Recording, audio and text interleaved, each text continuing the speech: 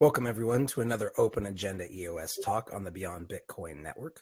Today is Saturday, May 12th, 2018, and I am Official Fuzzy. I'm pleased to join you guys every Saturday at 8 p.m. Eastern to cover the crowdsourced agenda that we gather information from RSVP thread on EOSTalk.io at Official Fuzzy. So you can go there and check it out at any point in time, RSVP. If you would like to have your project covered, please join up to EOS Talk, which are forums actually backed by delegated proof of stake blockchain technology. With that said, we join each week to offer meetups without geographical boundaries or paywalls required to cover for coverage and we work to ensure that we leverage the time that we have to enable you guys to actually stream our content. We want to allow you to be able to send out the word and reflect that word and maybe make a little bit of money off of it if you can monetize it in a reasonable way. Now, with that said, we also use the world's first cross-chain tokens as we build Voltron, and we reward community members with these tokens that creates for people who join up and create synergistic projects or help with initiatives that help with the community in general. So these are things that are live today. They exist today. You can use them today. And everybody who says that EOS doesn't have even have a blockchain yet, they should definitely be looking into the things that we're doing right here. And if you want to show people as opposed to tell them, you can always show them EOS Talk and what we do on the Beyond Bitcoin Network every week, so they can actually see that this is live and existing today. And EOS, when it's launched, is going to be another chain that's going to offer many types of amazing functionalities. So with that said, thank you everybody for joining up. These are going to be 45 to 90 minutes every week, depending on how much we have to cover, if we have guest speakers, if we have multiple guest speakers. And we like to offer the ability to projects within the EOS ecosystem to have visibility, to get rewarded something, and also the opportunity to potentially connect with community members and field questions regarding their projects. So with that said, tonight's agenda, as always, we're going to give a couple updates on the EOSTalk Forums. We're going to talk a little bit about the price action. We will show you guys some cool things that are going on in blocktivity.info. And we will also talk really quickly about some community initiatives. And that will be Power Picks. And then we have a special guest tonight who is Eugene from EOSTribe, and he's going to be talking about multiple different projects that they're working on. And then we're going to close off the session tonight after the community question and answer period. And we're going to close off with a conversation really quick about Dan Larimer's update on Medium regarding Dawn 4.0 and some of the changes that we can expect and some of the things that we're going to see moving forward with that. Now, with that said, let's go ahead and dive into the EOSTalk Forums.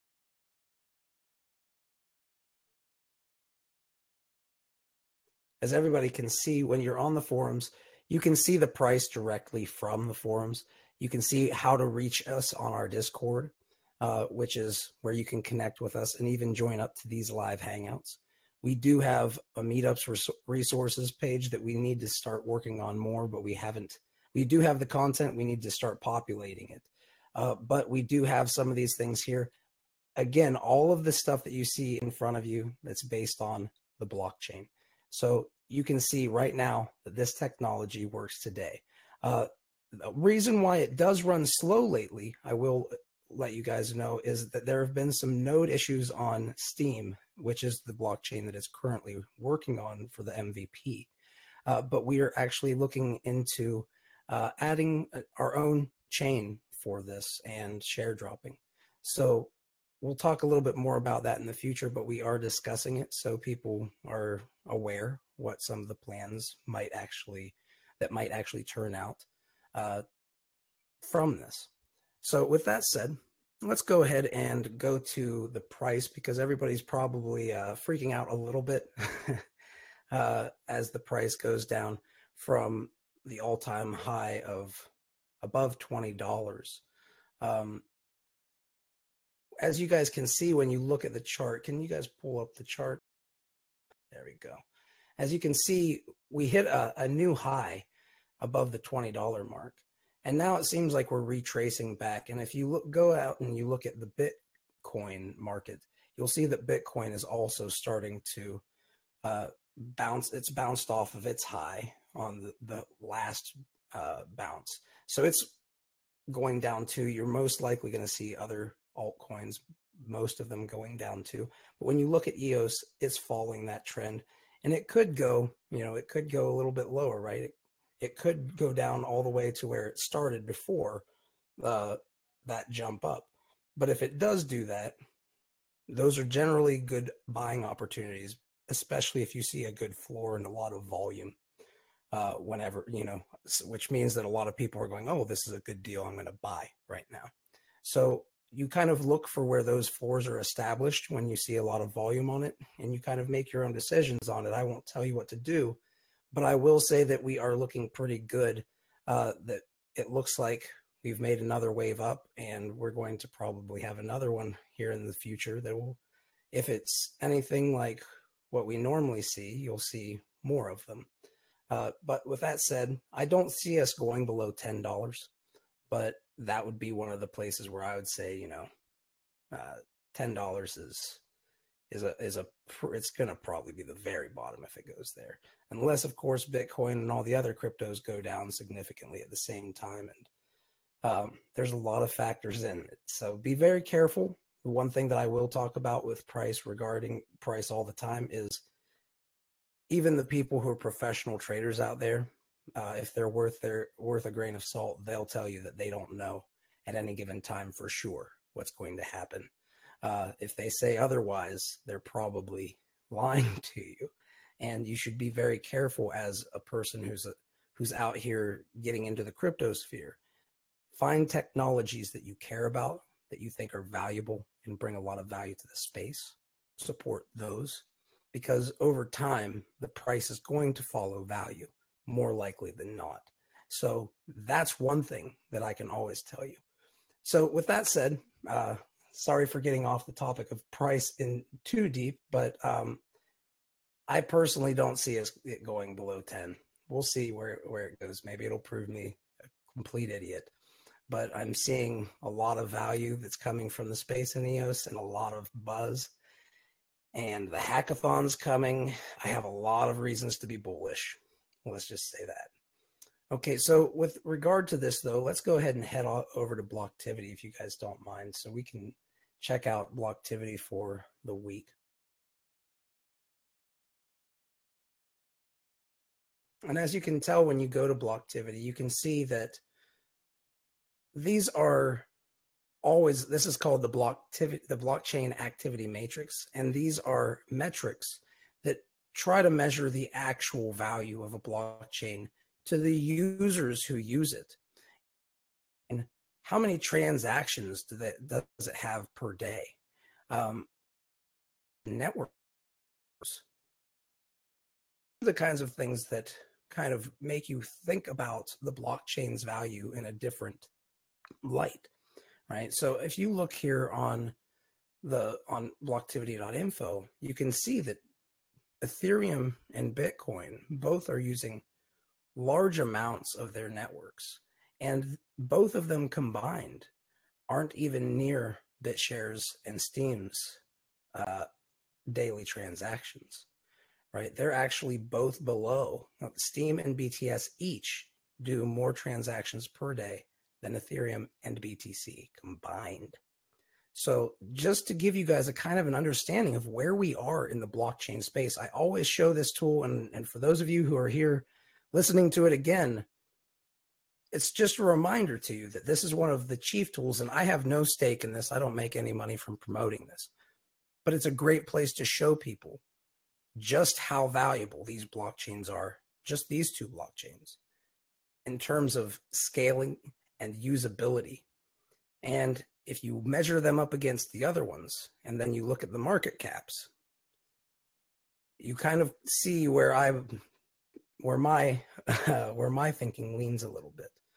So with that said, let's go ahead and just go into the community initiatives.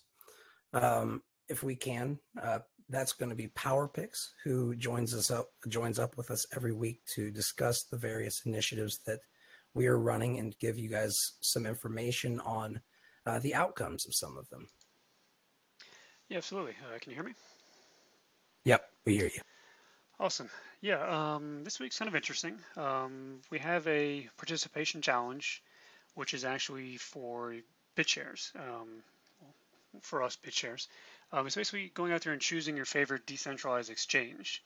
And this one is kind of a simple challenge. We have a link up to a poll that was put up on Twitter by SpectraCoin. And you're basically voting for the 4 options that they gave you, which are the Kyber Network, CryptoBridge, BitShares, and Waves platform. And we do understand that CryptoBridge is really part of the BitShares chain and all, but they did separate that as 2 different ones. So vote for one is vote for all in those 2.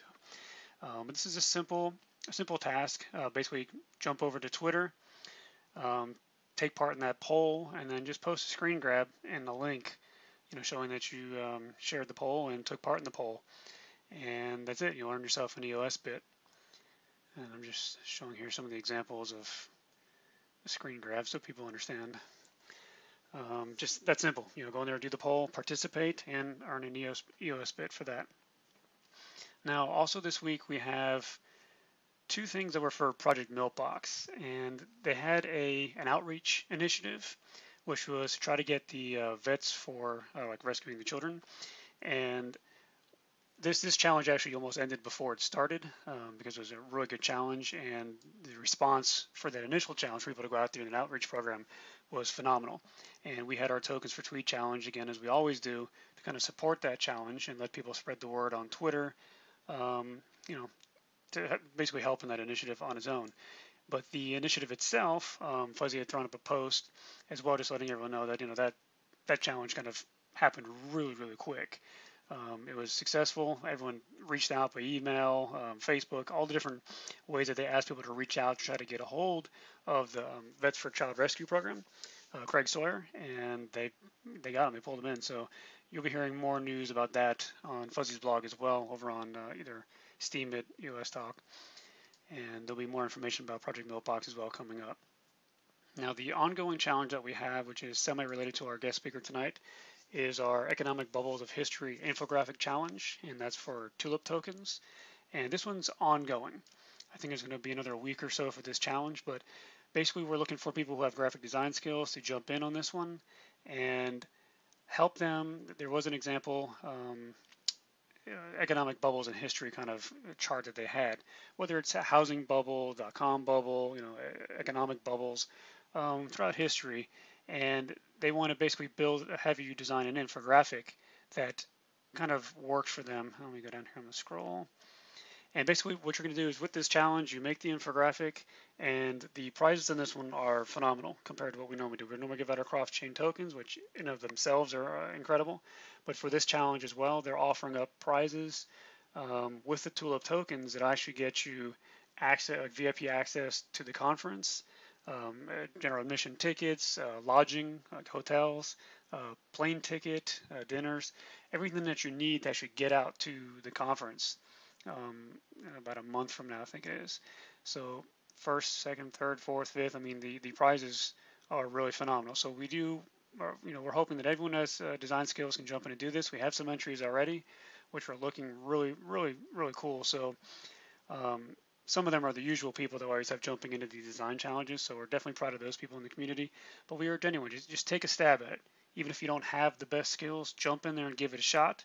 Because like I said, there's more than first, second, third prizes, and the prizes on any level for this challenge are incredible. So jump in there, participate, and just go for it. You know, like I said, in the last couple of challenges we've put out there, we've been really, really proud of the community and the response we've gotten. A lot of people jumping in, giving their artwork, and also sharing on the tokens for tweet challenges that follow up behind them, which we have for this as well. So like I said, if you don't have the skills, help us out with the tokens for tweet and share these challenges on Twitter and bring in more people that can participate. You know, you earn tokens either way. So that's what we got running, Fuzz. Yeah, share it with your friends, guys. Yeah, that's really all you got to do, and then say, hey, follow me if you don't have the minimum number of followers to receive tokens, and it will be very short period of time thereafter that you end up having enough that you start actually being rewarded too for it. Yeah, it's true. I mean, I joke every week. I enter the tokens for tweets myself just for fun because I don't have enough followers on Twitter yet. But every week, like you said, I'm building my followers on Twitter.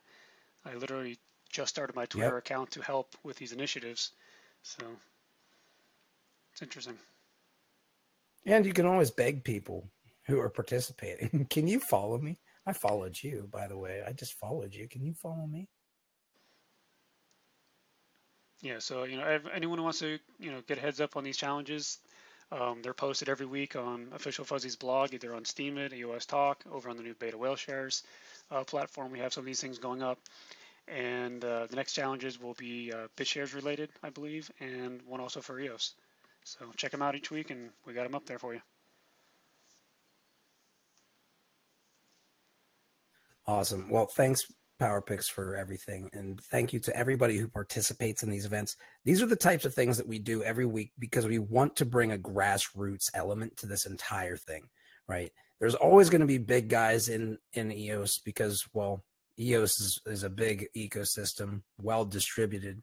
It's got a lot of big players from all over the crypto scene who know that delegated proof of stake and what Dan has done up to this point has worked. So it's people who are acknowledging this. And that's fine. We're going to have a lot of big people there. But one of the cool things about this technology is you can always leverage it to leverage your skills and your network and your own unique value propositions. You can grab tokens and earn them in an ecosystem where it's more grassroots. And that's kind of what we want to do. We want to give you guys that low barrier to entry opportunity to participate in the things that, yeah, they might be big deals, but it's not too big of a deal for you to participate, right? And that's really the goal. That's why you guys even see us doing meme competitions for chains and things, because this is the kind of value proposition that is unique to the internet era. And these are the types of things that communities kind of thrive on, right? So leveraging that and allowing you guys to express yourselves in those ways, we feel is one of the best ways to really express the vision of what EOS is going to be able to provide on a small level, to let all of you guys participate in your own little way, right? So with that said, we do have a special guest tonight, and I would like to welcome Eugene, who is going to be talking for the EOS tribe. And maybe Crypto Grok will be available here. I know he's listening in, but due to some technical issues. Yeah, okay. I'm here as well. Cool. So thank you for having us, by the way. Of course. And should I introduce your project, or would you guys like to introduce it the way that you guys have it written in here? I don't mind either way, but you guys have the topic that you have written down is EOS tribe projects and current value add to the EOS ecosystem. And then it says actively contributing to 3 out of the 5 main projects in EOS Essentials. Yes.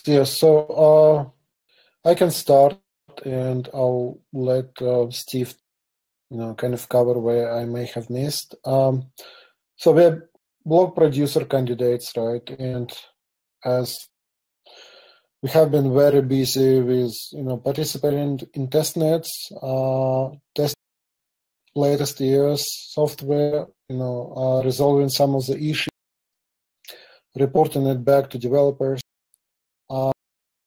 So that's kind of, we've been active in this area. Also, some other projects that we have been involved is EOS Wallet.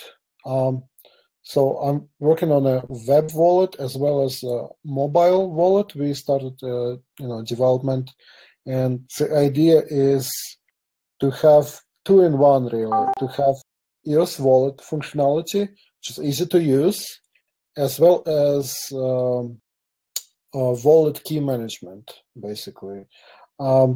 We have a real problem in the cryptocurrency space with wallet key management. It's not surprising that we are missing like 4 million of Bitcoins were lost forever due to, people losing private keys back when, Bitcoin was like $4, $5, right? And we are literally missing, I don't know how many millions of market value of Bitcoin due to just lost private key. And we know that people in general are bad with managing passwords alone, and forget about crypto passwords like, private keys, which are long and secure. So we are trying to solve that problem. We are trying to provide, so to speak, LastPass application on a blockchain, and EOS would be our platform where we would implement it. This means that you can back up your Bitcoin wallet keys, your Ethereum wallet keys, your Dash wallet keys, or any other cryptocurrency you have. You may have dozens of private keys. And what people do usually is they keep it in plain text on their hard drive. If hard drive fails, God forbid, it all goes out. Or you trust one company to host your private keys. If you are technical enough, you will encrypt those before you store it, right? But few people do in reality. So we are trying to make it easy to use for a grandma, basically. So that's what we are building into EOS Wallet application. So that's one project.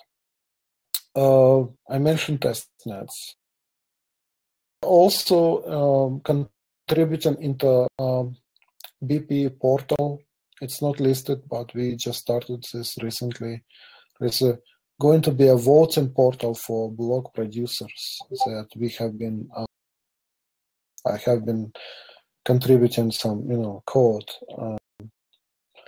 and yeah, if Steve have been a big help for me.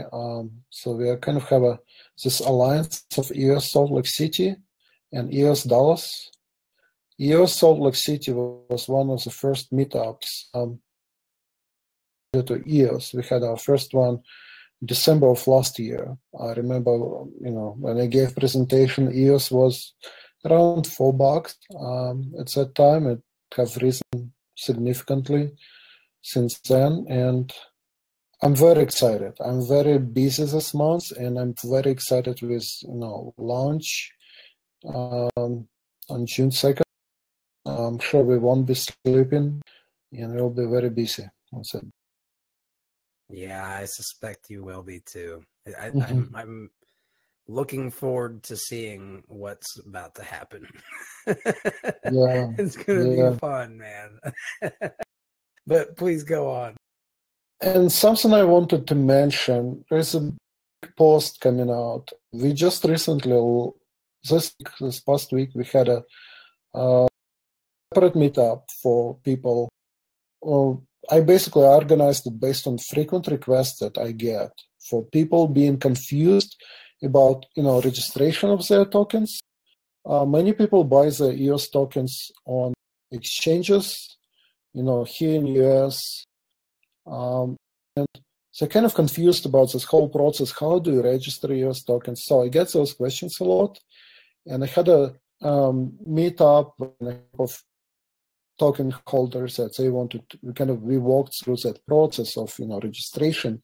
And I prepared a post that I think will benefit just token holders community in general. It will walk you step by step with snapshots, how to actually get your EOS tokens from whatever exchange you have it into your private wallet, how to register your EOS tokens with EOSIO so that you will actually get credit EOS coins once we go live, once blockchain goes live. I have heard statistics that only 13% of all outstanding EOS tokens actually registered, and we want to increase that percentage, right? That percent is not surprising considering how maybe technical the process is for registration. So we were trying to make a really clear guide for US, UK, and China residents who do not have an access to just an easy way to do it, right? Let's just say it. So we have a legal way to do it, which we documented, and the post is coming out on EOSTribe Team account. Yeah, and I think it's important that we even recognize that it's not the problem of EOS that this isn't where the problem arises from, right? It's actually that Ethereum's ecosystem is quite difficult for. I mean, if you're new to Bitcoin, you get into Ethereum and using the smart contracts and things. That's another level above Bitcoin in terms of complexity, right? Yeah. Vitalik, he is very smart. He have respect for him. But speaking from a developer standpoint, right, I have development experience for about 20 years. And when I started looking into Ethereum as a platform, and I looked into Solidity language, I have actually read the whole complete guide to Solidity language. It's not a trivial language to pick up and just start writing applications, right? So that's when I learned about EOS, which was about a year ago, I instantly saw that it's going to be big. So I instantly recognized that it's a much better and much more development friendly platform for actually implementing applications, useful applications, right? What Ethereum have proven to be, Ethereum became an ICO platform, and that's all that we have seen really, smart contracts and Solidity be used for, because all operations on Ethereum paid. You have to pay in gas, right? So you can't really build something like a Facebook when you have to, let's say, if you have to pay 3 cents to read a post and 10 cents to write to it, post it, yeah. Then nobody will use it, right? Nobody will use it. That's the whole point. And that's what separates EOS from Ethereum, not even talking about speed of transactions and distributed proof of stake, which just puts it in a whole new ballpark. But just those features alone is a big difference. Or for the potential for it to become deflationary if certain circumstances are met. Exactly. Yes. So the EOS tribe you guys are going to be a block producer candidate that you're planning to be one of the primary block producers, correct? In the West, yes. In the West of the United States, kind of, our goal is to be a primary block producer in the West of United States. There are some strong candidates like EOS New York, those guys. I like those guys, and we work together, and it's a strong team as well. So, but we are positioning ourselves as an alliance, right, in the West of United States, and we have some exciting projects, coming up. Yeah, can I add to that, guys? Like, one of the things that people don't understand behind the scenes who have kind of, been seeing the people who have more marketing heavy operations, but not really a lot of technical people. That's probably the biggest deficiency that we've seen in most Western, and that goes for all of them, all Western candidates. And that's not to detract from their efforts, but Eugene wanted to do something different. He wanted to focus on technical operations and building a really sound network topology and the security layer to EOS. So those of you who haven't been active in a lot of the more technical groups, Eugene's probably one of the top 5 technical minds in the entire ecosystem. He's set up security protocols, one of the first few test nets, and has been seen as a primary contributor to some of the most technical people I've ever interfaced with. I mean, these guys are genius level, computer science guys, and they give Eugene props, and it just blows my mind. That was one of the reasons that I had partnered with him, because as you guys know, in February, EOS Dallas pulled out our block producer candidacy because the technical guy that I partnered with had kind of a minor mentality, and it rubbed me the wrong way. I was like, that's not how this works, dude. This is it's a popularity contest. I mean, you have to be voted in, and the whole way he was approaching it was just completely wrong. And there were other legal concerns, and I met Eugene, and a lot of people had tried to recruit both of us kind of early on. And one of the things that I really liked was, we both kind of, wow, you do what I don't do. And, and vice versa. Why don't we just join forces, and we don't have to be under these guys' umbrella, and we can be our own little tribe. And that's and then also kind of the way we looked at, how we wanted to just be a flat organization and not have all these hierarchies, and just this, if any of you have worked in corporate or worked really soul sucking jobs, you know what I mean? That's one of the things that we were just trying to avoid, is put our time towards deliberate, be deliberate with our time, be purposeful, and try to put our time into something that might change the world, not just, working at some, corporate job or working for clients. I'm going to own my own company, but I still have, bosses, I have clients, and we just kind of want to work on EOS and help build the EOS ecosystem, and, maybe invest in some dApps or build some dApps ourselves. And that's really all we're out to do. We're not, we're not a big conglomerate, and neither of us, I know there's a perception that we're well off or that we're rich. Neither of us are rich. We have children. We're taking a lot of risks to do this. And, we just like to know we're an independent block producer candidate. We don't have any fiduciary. We don't have anybody behind the scenes, no VC. All the equipment that we've bought is our own. So I want everyone out there to know that. Go ahead, Eugene. Yeah, and thank you, Steve. I just wanted to, to add that, our, that's where word tribe came from, right? So when we met, we kind of saw that we can complement each other really well. I'm good on the technical side, but I was missing some of the marketing skills that Steve has. We were just it was a perfect cooperation, between us. And I think, we're a good team, and we believe in just streamlined operations, very lean. We have a bare, metal servers that we own and we run.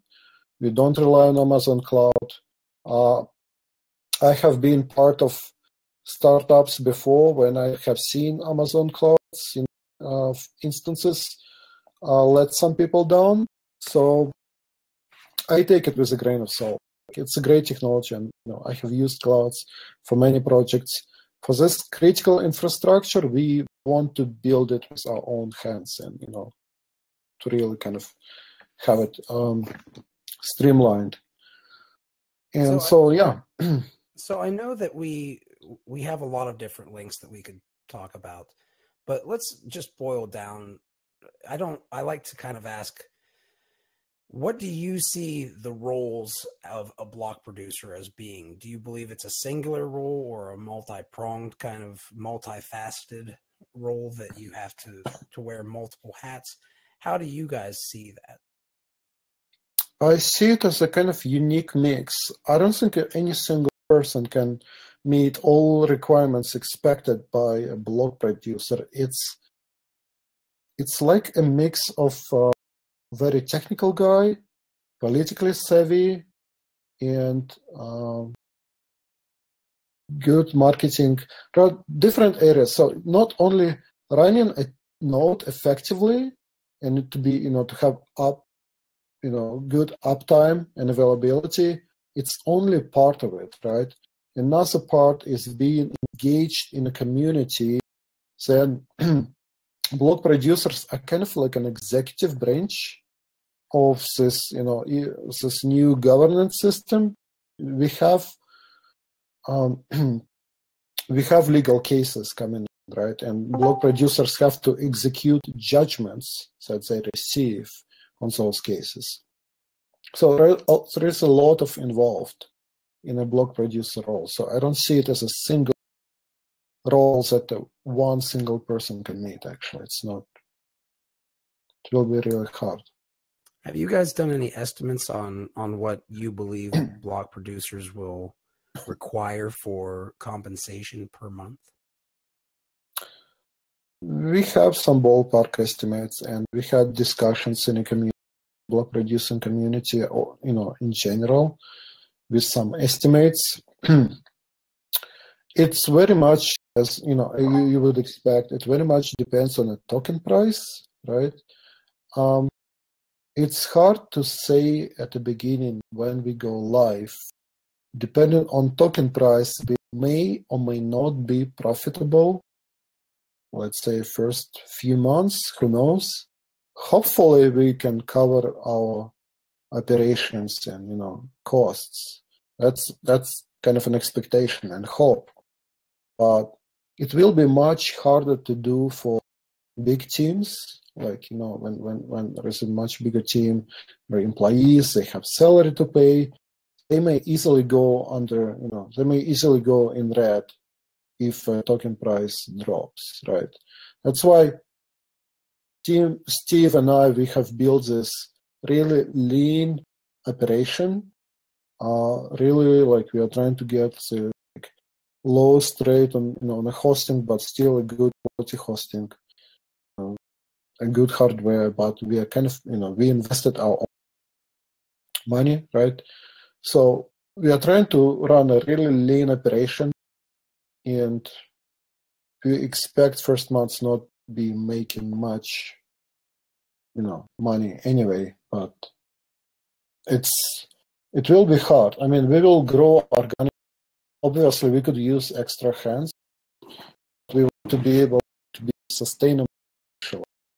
Right now, it's very much kind of up in the air in terms of compensation, and very much depends on the token price.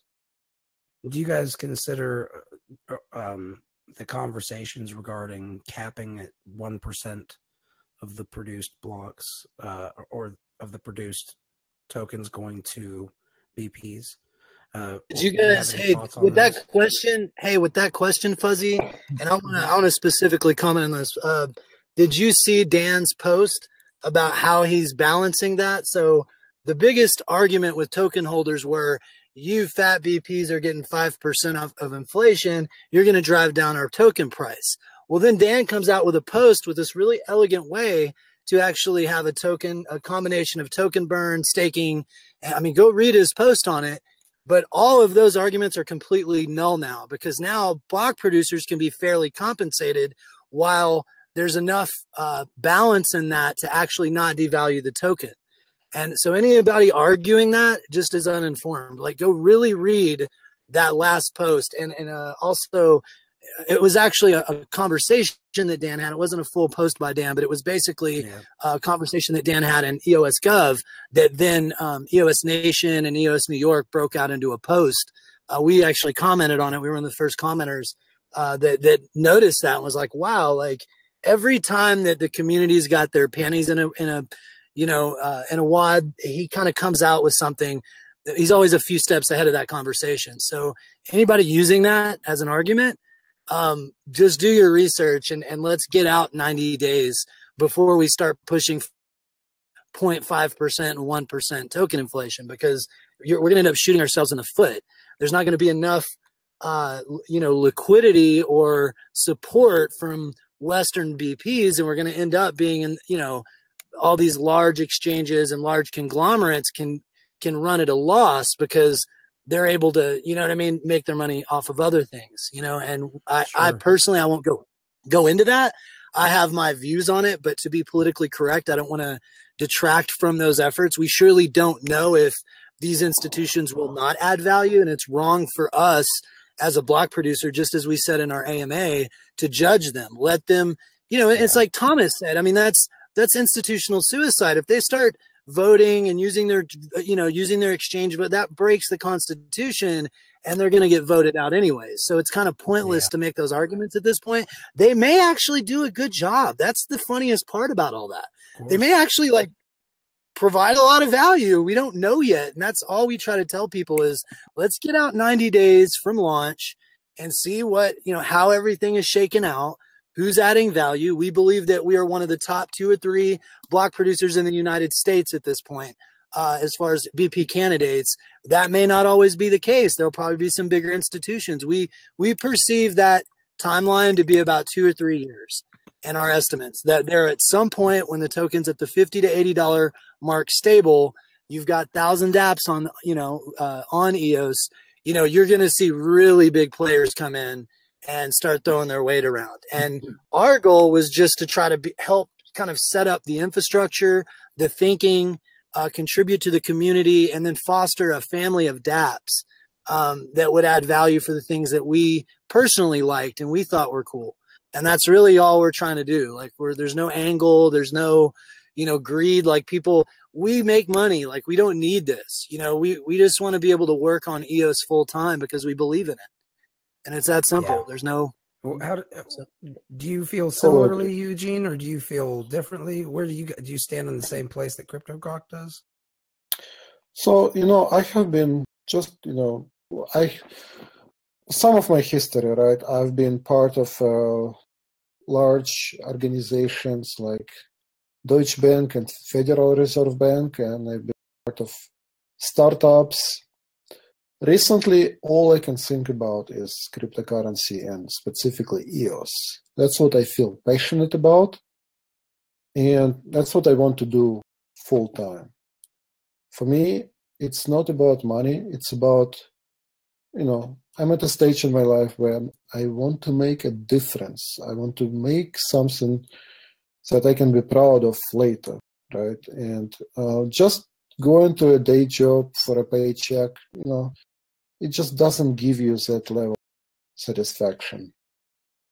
So if we're elected, if we are block producers for some time, and then, you know, who knows, some big guys come in and say just take that whole space, it's fine. But we will move on to the next project. But we want to be part of this first, you know, exciting time, launch a new blockchain, and that's what I want to work on right now.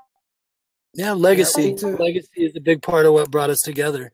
We both like want to put our time. I mean, it says it in our BP announcement, you know, that we want to be deliberate with the time we have on this earth. We're both in our early 40s. We don't have a ton of time left in our career, and we don't want to spend our last 10, 20 years toiling with, you know, web services or IT consulting or any of that crap. We want to, you know, contribute to what the future is, not, you know, try to keep building on the past. So. Agree. Because you guys are so old, right? Hey, it's chasing you down soon too, buddy. You're in your mid-30s. Yeah, I'm not judging, buddy. I'm not judging. I've been in crypto way too long at this point in time, and it's like, how do you stop once you start it? Because once you figure out what it's about, it's kind of hard to get out of it, because it's just, you get hooked, and once you get hooked, there is no way out.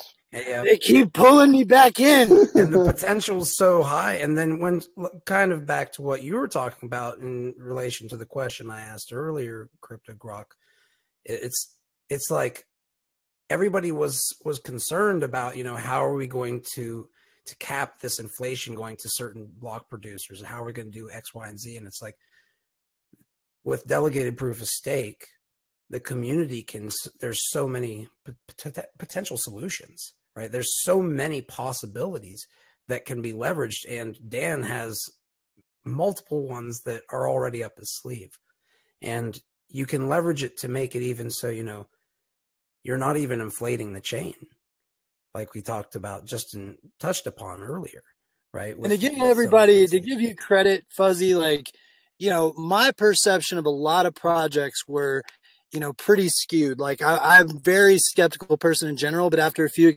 experiences, like working on white papers and helping a few other crypto, projects last year, I was like, man, half this space is scammers, because I was in like Ether land and, just in Bitcoin land. And, late last year, I found EOS, but kind of came in skeptical. I didn't have the deep knowledge of DPoS systems and Dan's history and BitShares. And to Fuzzy's credit, he did spend a lot of time, personal time, like literally 3 or 4 hours on the phone, just trying to like get me up to speed on not just the actual, like way the system worked, but the actual tokenomics and what makes good economics for a token. That these guys taking 30-40% of these coins and just like, ruining the ecosystem and communities that they build, that was just as important as the way the system worked.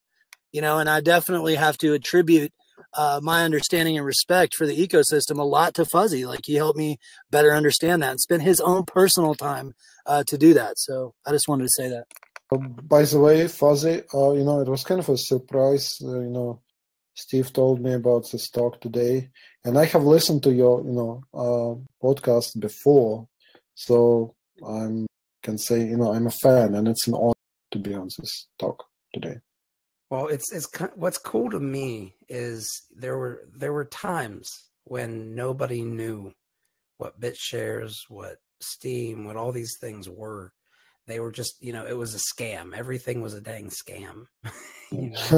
And it's when you're trying to actually build value and you're working with ramen noodles and you're like really getting, what you're doing and what the people around you are doing. And then you hear other people who are getting Lambos, saying that it's a scam and they don't know really what they're talking about. It gets to the point where you say, my gosh, when's it going to happen? But the truth, obviously, it becomes obvious over time, right? People start realizing, wow, this is real. This isn't just like a white paper that's saying that this is going to someday potentially happen. Right. This is here. It's actually working. Right. And what you guys are doing is you guys are realizing that. And like you said, you've written in Solidity, right? But you understand also the differences now between Ethereum and EOS and what that's going to be able to do. And where are you choosing to be? It's not anything against Ethereum, but to be honest, how do we say that people should go anywhere else like Ethereum when you have this technology right in front of your fingertips, right? And that's kind of what's mind blowing, is that it's actually working. These graphene DPoS chains that Dan has built. If you look closely at BitShares, you have a centralized DEX and wallet. If you look closely at Steemit and probably several other variants that he will build in the near future on the new chain on EOS, that'll be Steemit 2.0, as he's kind of, tongue in cheek, like mentioned a few times in the chats. That's a big deal. I mean, if you have, the social network, if you have the wallet and the DEX, and then you have this platform, that's a game changer of an ecosystem that could like completely put a flamethrower on this whole thing that nobody understands. And again, I attribute opening my eyes up to that more. I kind of got it, but he was like, whoa, dude, look, BitShares, Steemit, EOS, do you get it? Do you get what's going on here? And so many people won't listen. Like they won't listen. There's all that. And now I see some of your hubris sometimes, Fuzzy, because you're just like, I don't have time to teach somebody that doesn't want to listen. You know what I'm saying? There's a lot of people like that. Just wanted to share a story.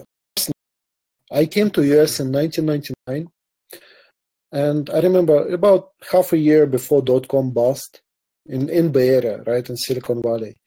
And I remember, so the time we are going through right now with the blockchain technology reminds me a lot, those times with internet and e-commerce emerging. I remember one American guy was convincing me, and he was really logical.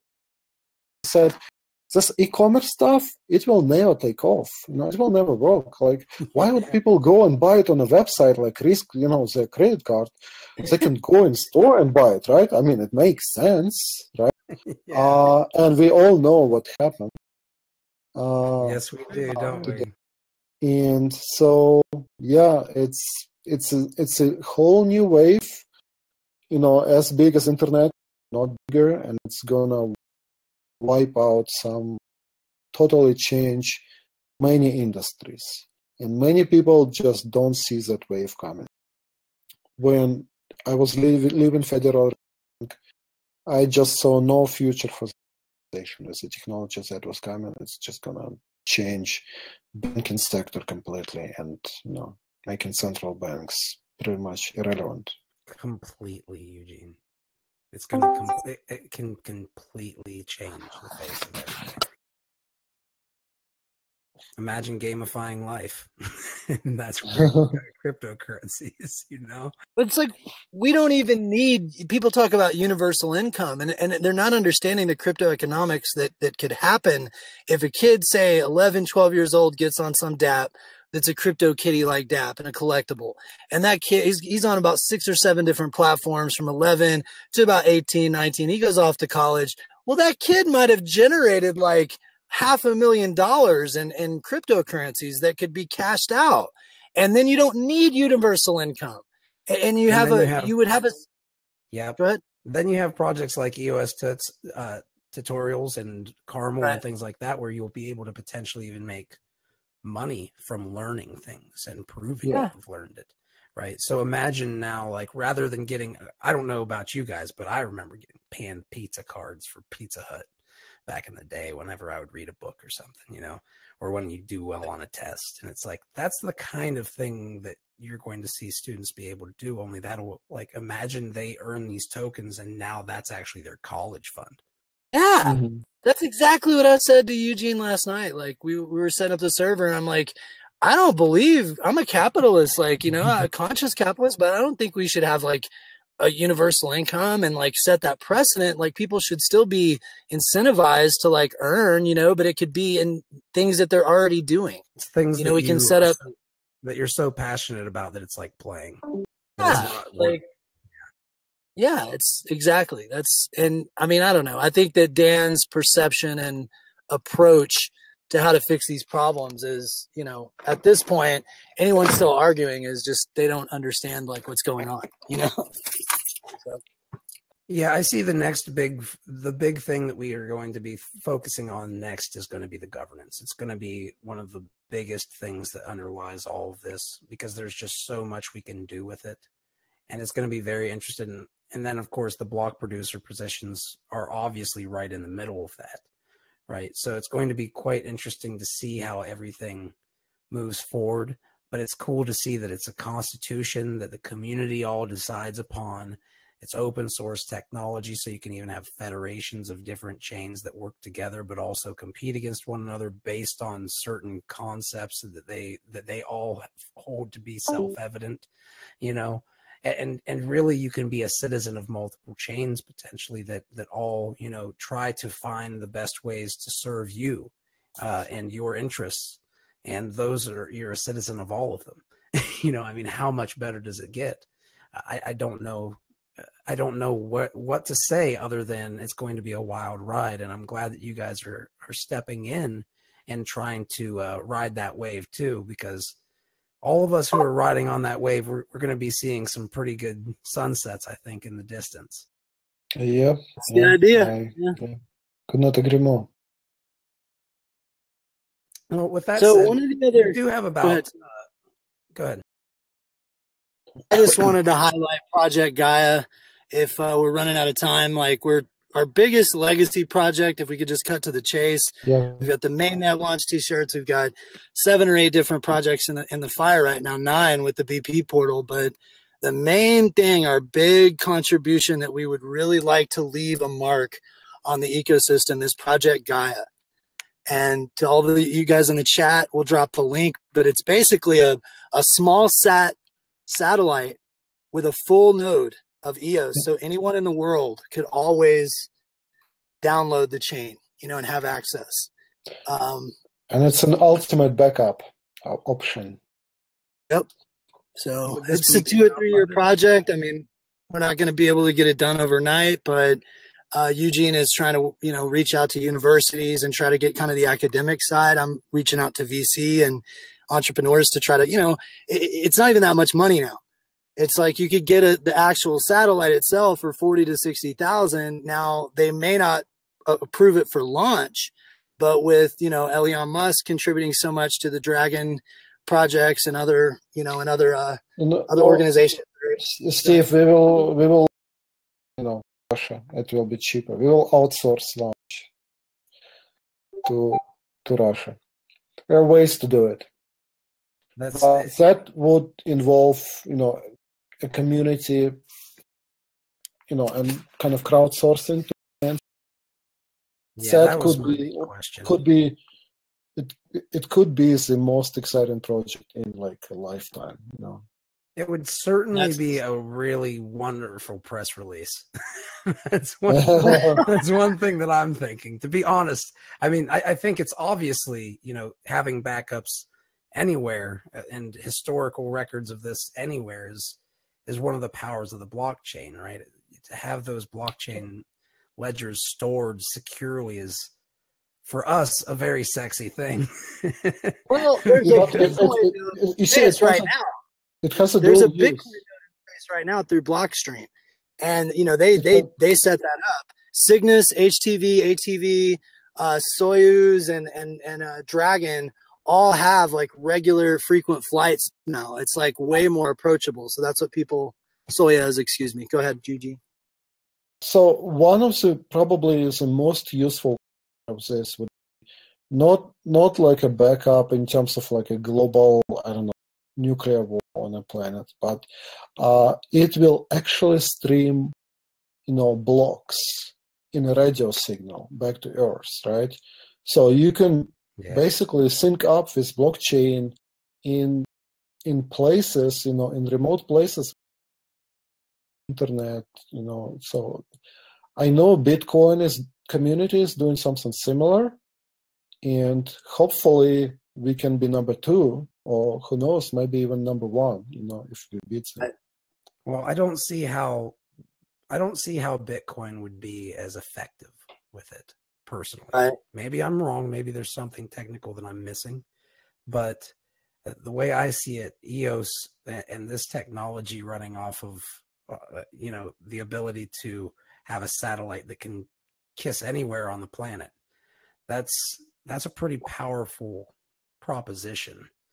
And I'm sure that there are a lot of problems that Bitcoin obviously already has in a lot of ways that might just make it not the number 1. It would be very interesting to see if I'm right or wrong on that. Yeah. We will see. We will. You guys, anybody out there needs to go to TULIP conference. You really do. Be kind of so I'll be actually a speaker at TULIP conference. So anyone who will attend, will have a chance to meet. He's actually going to speak there. Yeah, I look forward to meeting. You guys still there? Yeah, we're here. Yeah, I look forward to meeting you guys over at the TULIP conference. And thank you for CryptoGrok for getting that set up. I would love to talk about the various different things that we like to talk about as blockchain nerds at conference. Yeah. The Nasdaqs and quick, go ahead. I'm sorry, man. Never mind. Well, I was just going to say real quick before we go too much further, I would like to open up for community questions if you guys don't mind. But before I do, I'd like to, I know you mentioned the Arrowhead testnet, but you didn't really speak too much to it. So I wanted to ask you if you wanted to really quick give a rundown on that. So Arrowhead testnet have seen actually 2 lifetimes, right? We launched it 2 times as EOS software have changed and evolved. We had to we were testing it heavily, and then we had to scratch, wipe scratch. So we had a few, we have a BP community involved in this testnet. And we are currently in a relaunch phase 4.0 release, as I believe many other testnets as well, right? So we are actively engaged, testing some of the ideas that we evolved, including running a subnet of a private VPN peer-to-peer connection for core block producers, and then others are kind of joining around this VPN network using an open network. The idea is when we go live, right, we discuss the launching procedure, and I can go into I can go forever, but the idea is to have the DDoS protection when just a few nodes online. Obviously, this is going to be a very public event, and EOS has a lot of fans and it has a lot of enemies as well, right? And those enemies have lots of resources.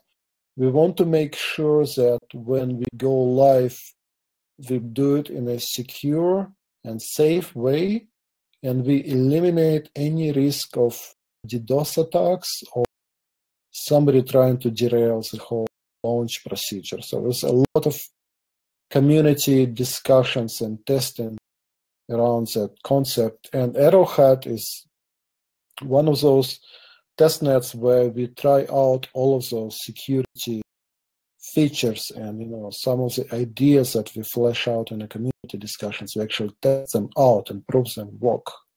So that's what we do with Arrowhead. Okay. And if somebody wants to run a node on the testnet, they could do that, or a BP even.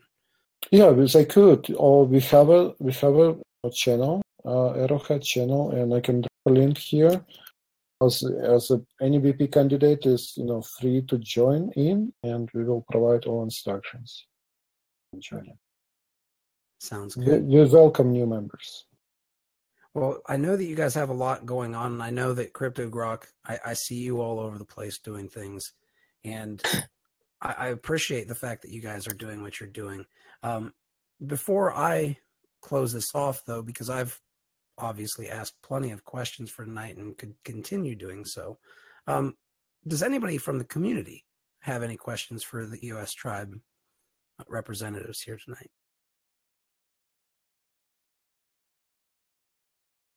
Happy to answer any questions anybody's got.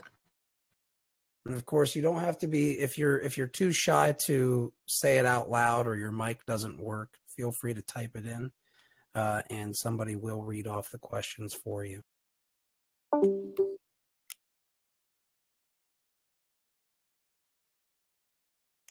While people, oh, go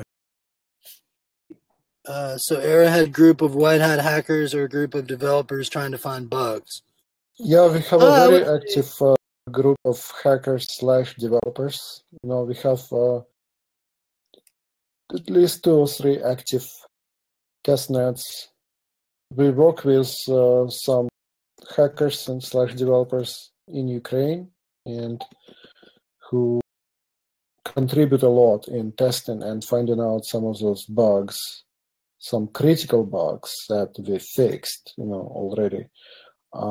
That if went unnoticed, we could have put the whole blockchain, in risk. But so all of the testing was critical by community to make blockchain a success and bug-free by the launch date.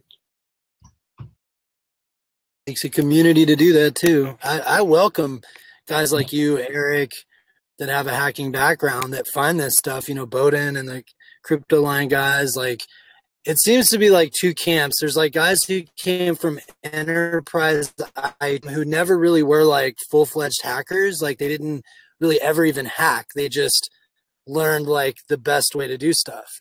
And, from an enterprise perspective. And then there's this other group that are like tried and true, like white hat hackers who've been, hacking since they were 11, 12 years old.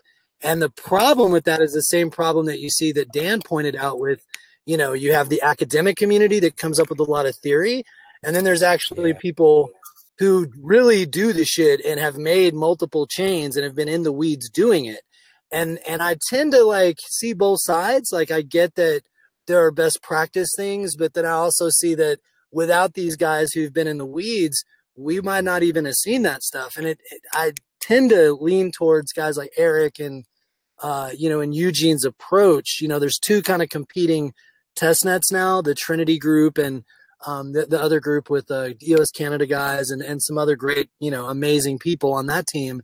And Eugene and his crew has kind of been like, well, we need to do it the manual way, because what if, the boot BIOS, for example, goes wrong, and who's going to know how to fix it? If we don't know every little component, then what are we going to do? That could bring down the chain. And then sure enough, there was half the boot BIOS broke after Dawn 4 came out. So you just have to be prepared for anything. And I tend to lean towards that. I see both sides of it. I do think getting the chain up as quickly as possible could mitigate some of those potential attacks. But if something breaks in that process or something unknown happens and everyone's dependent on this one thing, that one thing becomes the central point of failure or the attack surface. So I don't know. I mean, it's up for debate, So I've been in software industry a long, to appreciate, automating is fun, and I mean, it's great when you can automate some process.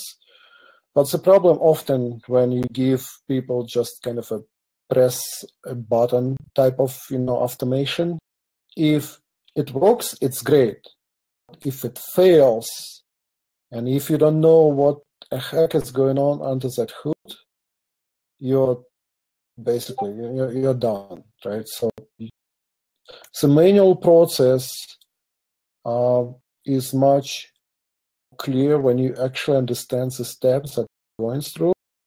And if something doesn't go right, you know the mitigation steps that you need to take to correct it and continue on, right? If you're just relying on a script to do it for you, any automation program, let's say there's a chain of events, it's just chain of 100 events, and just one of those events fails, that whole chain fails, right? So your whole process is gone. And if person doing it is not technical enough to understand what is going on, and you're hiding that complexity behind, a shiny automation, that's when I see the biggest risk, right? So I just see it more as a risk. Yeah. It's almost that like the comfort level actually makes it more dangerous. Right. Yeah. Well, I will say one thing. For those of you who are interested in participating in the test nets, feel free to go out there. There are plenty of them, but the Arrowhead test net is one of them. And these are the ways that I think, you have to have a community that's all playing around in the sandbox, because the more people you get, the more angles they look at it from, the more, the more different opinions you're going to get, the more perspectives you're going to get. And that means that we cover more of that spectrum that might not always be visible to us alone, which means that, obviously the process of making sure that everything's secure is going to be iterative. And let's face it, this is a brand new chain that's going to be coming out. Yes, it's going to be world-class technology, but it's brand new. There's going to be a lot of opportunity for people to find bugs and fix them. And that's, it's going to take an entire community to support those efforts. So I would urge everybody to consider supporting those blog producer candidates who are endeavoring to help on this front, because I think it's one of the most important things is the security of all this, especially in the very beginnings when so many things are uncertain. That is kind of like the foundation of it all, right? Absolutely. So with that said, would you like me to ask the MS Cavs fans question, Brock, or would you like to, that's fine with you? Okay, so she says, do you feel it'll take a year or two before folks will be able to use Chintai to lease tokens, or in a short period after launch, like 3 to 6?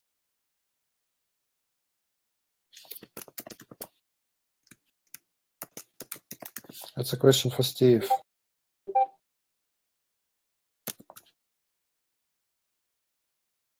Steve? No. Yeah. Well, I'll go ahead and I'll read it off because it sounds like maybe he's unable to actually talk at the moment. He said the MVP. Hello. Yeah, go ahead. Okay, sorry about that. I was muted. Hey, Eugene, mute your mic. We can hear you typing. So basically, I'm the senior UX person on the Chintai project, but I'm not really driving development or core features. That would be David Packham and David Kalin. And they have kind of led the charge. They put together the white paper. We are launching with an MVP, and that is done. My end of that is actually done and set up. Eugene had referred a great JavaScript guy who has actually jumped on the project to try to add to kind of bridge some gaps, but we should have an MVP either right before or shortly after the launch. I would expect something like the week of probably TULIP. David's going to be, showing it off and super proud of it. It's already looking really amazing. I think you saw a sneak peek of it, Fuzzy. It's really sure, pretty interface and everything. But this is my take on it. And David feels similarly that we don't think that it's going to be like majorly adopted until probably 4 to 6 months after the chain launches, because there needs to be more dApps and more of the ecosystem built. So if you're expecting like to be able to stake, well, stake what? There's not thousands of dApps on the chain yet. So if you're wanting to use Chintai, I would definitely a feeless, system like that. And I would definitely be realistic that we're probably not going to, see major adoption for that project in 4 to 6 months, maybe 8 months after the chain launches. That's my take and what most of the people say. There will certainly be people on it, but I just don't think you're going to see like a mainstream wave for, I could be wrong. I don't know, but that's me and David and some of the other people's take. Like it's going to take a while to, even with the MVP until we're stable. And it is an open source project. We're not actually, charging any fees, and BPs are funding it. So, just so the ecosystem and people who are maybe in third world countries and don't have a lot of money for tokens can, rent what they need to get their dApp up.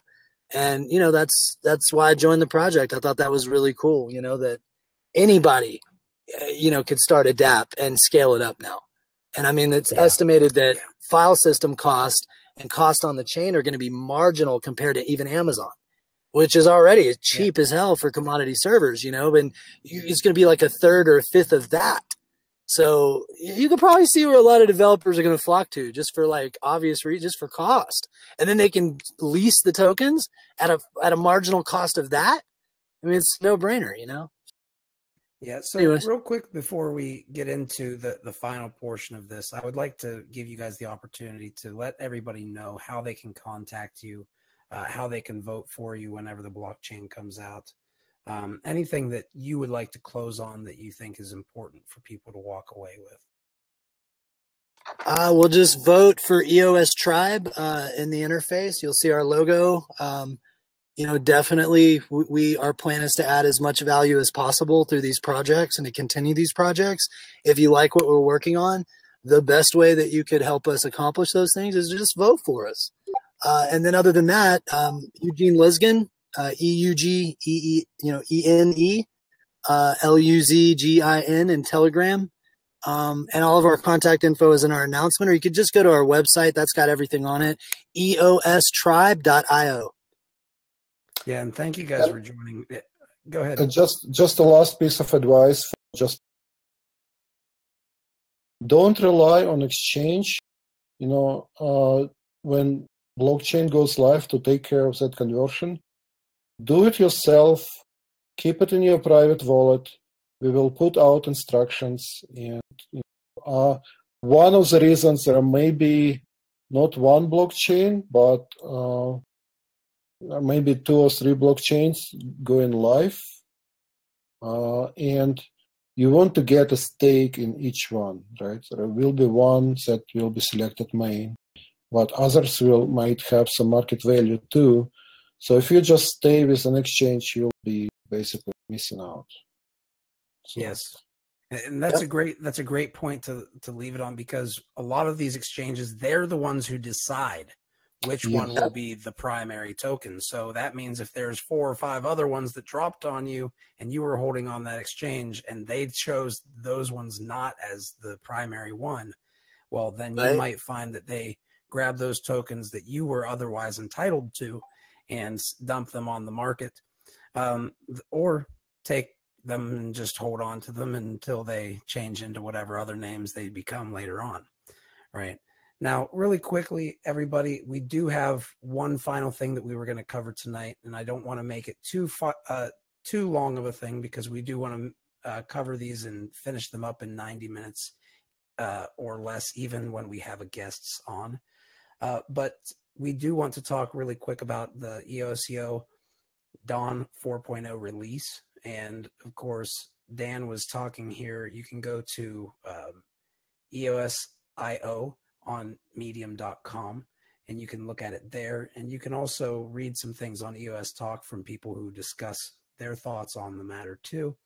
But my thoughts on the matter, I do have a couple things that I would like to bring up.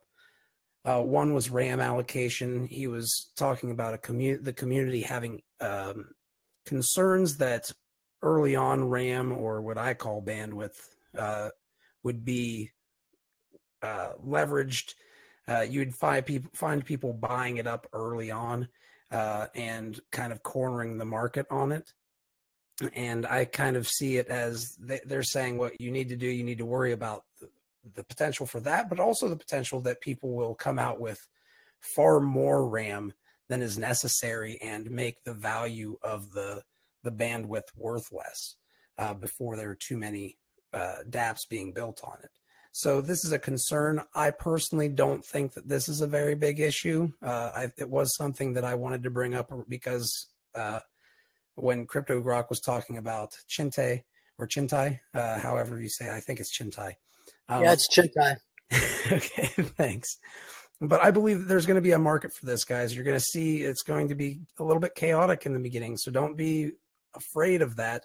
I personally don't see how that's going to happen unless the block producers and the community all say, yes, we're going to do that. We're going to follow these thoughts that ByteMaster is giving as far as a potential template for us to run with. I don't know that that's going to happen in practice, but I don't think that even if it doesn't happen, I don't think it's going to be something that's going to kill the network. It's just going to be, I think you're going to have some price discovery in that area, right? And the market will iron it all out over time.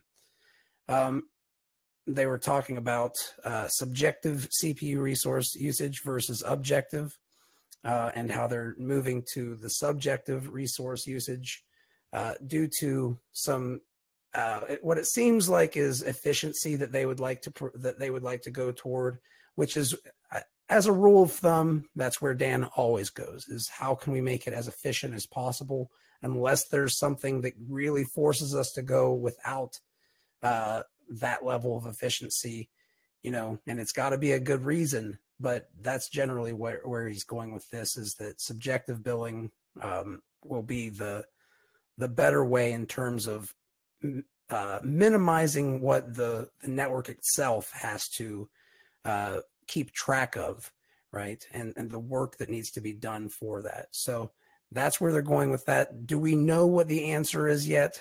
I don't think that we do until we see it in action. So luckily, all of you guys are holding tokens in multiple different potential forks that come out in the future. So, if other chains come out and try to do different things, you're going to see a lot of playing around, I think, in the space with various parameters and ways of doing things. So we'll see what happens in the free market over the next couple of years. But I think that this is what Dan is trying to do, is go for maximum efficiency.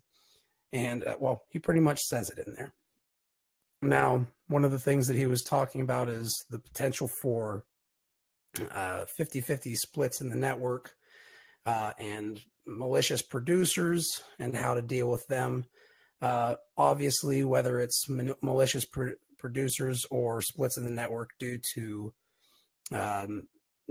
like internet lines being cut, or something wrong on the World Wide Web, which they consider to be more likely than between the 21 block producers. But basically, he's saying in here that there is great fork resolution on delegated proof of stake chains.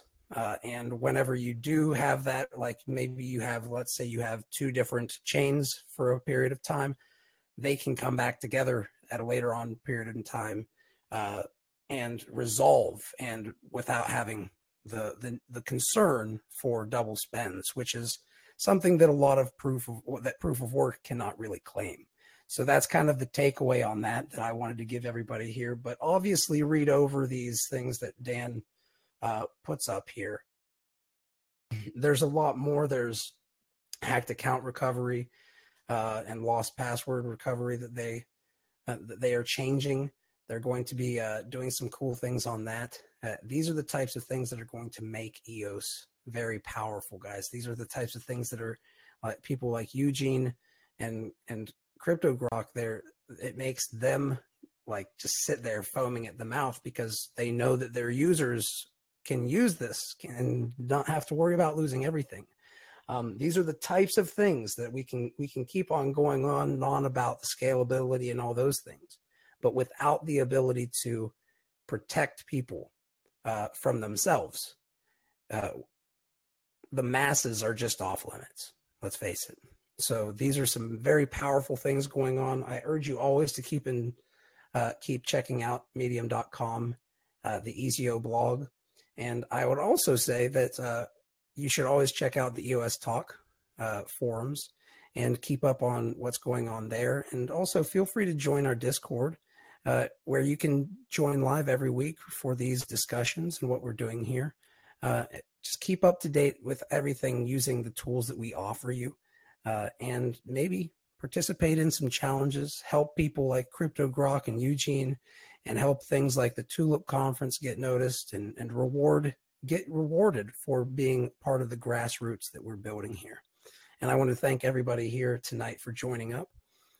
Thank you, PP, for joining up and being here to run the community initiatives and really be like the backbone of a lot of that. We really I cannot appreciate you enough and say it out loud enough. It's people like you who make it possible for us to run these events. So with that said, we have had a great week. Looking forward to next week and in the coming weeks, the launch of EOS mainnet. See you guys next week.